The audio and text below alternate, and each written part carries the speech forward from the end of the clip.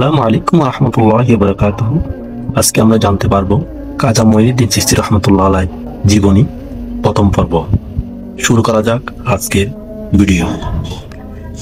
ইতিহাস পাঠে জানা যায় যে সকল মহান ব্যক্তির অক্লান্ত কর্ম প্রচেষ্টা ফলে বঙ্গভারতে সোনালী ইসলাম বিমূল আদর্শ প্রতিষ্ঠিত ও বিকাশ সম্ভব হয়েছে।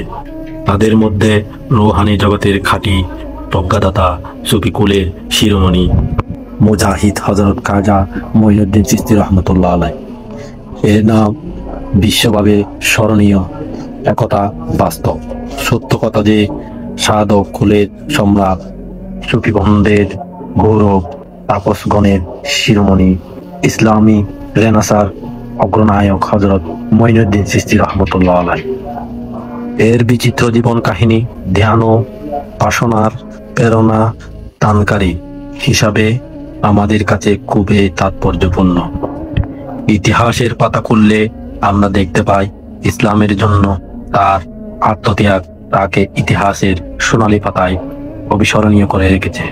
সত্যি কথা বলতে কি, তার জীবন কাহিনী বহুকীর্তি ও সাধনা সমৃদ্ধ ছিল।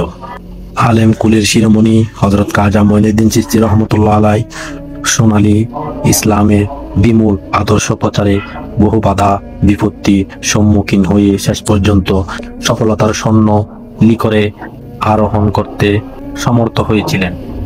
ঐতিহাসিকগণ বলেন, বঙ্গভারতে ইসলাম প্রচার কাজ মঈনুদ্দিন চিশতি রহমতুল্লাহ আলাইহ যে বিস্মরণীয় অবদান রেখে গেছে তাহা ইতিহাসের পাতায় চিরকাল অম্লান হয়ে থাকবে।